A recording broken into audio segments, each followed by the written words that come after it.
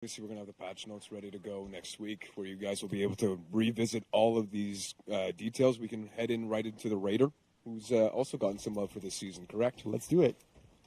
So he's been getting demolished, but now it's his turn to demolish the Lawbringer. So, yeah, let's take a look. Swapperoonie. So why do we pick Raider? What do we want to do on Raider? Kind of some similar stuff. Raider has some difficulty initiating, let's say.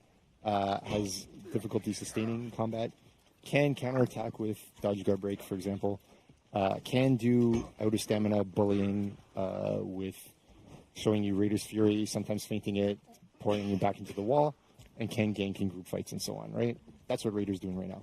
Again, we want to see the initiation be improved, and again, we want to see the ability to go through the chain and make some choices about why do you go through the chain rather than always going to Raider's Fury. So that's roughly it. So how do we get there? We improved the chains. We had 3 on the Raider, so we're going to see light, light, heavy. Cool. We're going to see light, heavy, heavy. And finally, we're going to see heavy, light, light. And you might be noticing that all the lights in the chain are 500 ms. So that's pretty cool. You can use them as opposed to the 6 and 700 and 10,000. I don't even know. It's so long.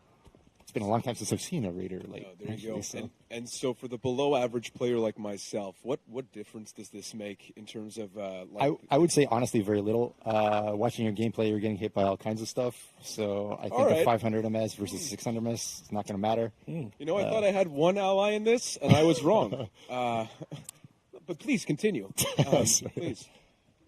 It's free, right? Heavy attacks, we also saw second heavy in the chains and the third heavy get super armor.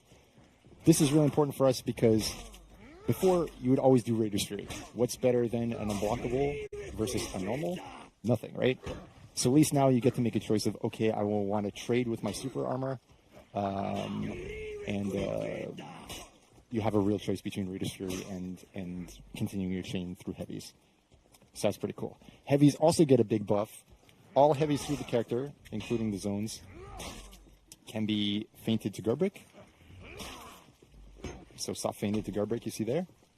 That got me a couple of times. Yeah. I watched Alex use it quite a bit, so that was pretty cool. And what else? The stunning tap can also is always now 500 ms. It used to be 600 ms. That one is a pain. That one is a real pain. Look at Francis go. Oh my God. Yeah. It's all stamina timing back right now. It's good. And the variable timing is also a thing. Yes, thank you.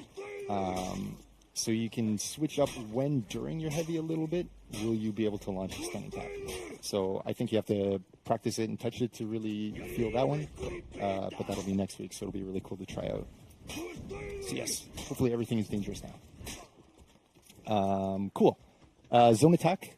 You might have seen, we also had the problem with 2 things, like understandability and wanting to have a little more options to how do you launch your Raider's Fury. Raider's Fury is always from the right. Zone attack was always from the right. Both were 900 ms. There was a big damage differential where we had 28 and 50. We want to keep that aspect of it, but we want you to very clearly understand it's my zone attack, which is now called Raider's Storm, and that will be from the left. And that's your from neutral zone attack, whereas Raider's Fury will stay from the right, stay 50 damage, and so on. The big benefits you get are the opponent will understand this is the less damaging one, and this is a crazy damaging one, and you'll have the ability to say, okay, from neutral, I'll be able to hit these guys, and if I'm chaining, I'll be able to hit these guys. Just a little more ability to care about your target swapped attacks. So that's super cool. What else? Stampede Charge, thank you, is now interruptible by opponents. Same thing as Lawbringer, same thing as Shigoki Demon Embrace. So it should be a little less annoying in ganks. And yet we saw in those games, Raider was still able to be effective and people were able to time things properly. So hope that your teammates are paying attention and everything will be all right. Do we want to do damage on both characters? I missed it on Lawbringer. Yeah, may as well go through a little jogging of that. All right, Raider. Here we go. Second side heavy is now 35 damage, was 30. Second top heavy is now 40, was 35. Side light finishers are now 18, were 15. Top light finisher is now 22, was 15. Side heavy finishers are now 40, were 30. Top heavy finisher is now 48, was 30. And sprint attack, aka reaping charge, is now 35. And gets blocked. Was 25. I didn't even notice that you were doing all of the moves as the cheese.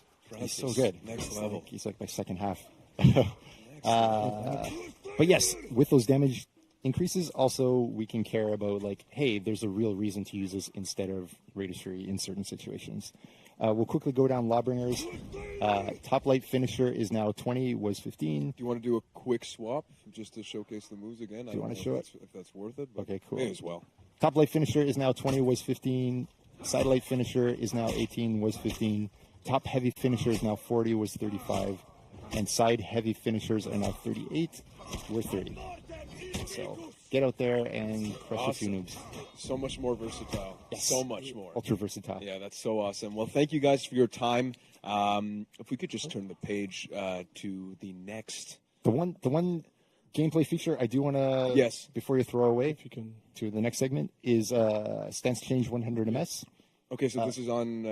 This is not necessarily on the Raider and the Lawbringer? That's correct. That's on all static guard heroes, so not the assassins, not Shaolin, but everyone else, Lawbringer, Raider, Warden, whoever, can now switch stance and then launch an attack at 100 ms.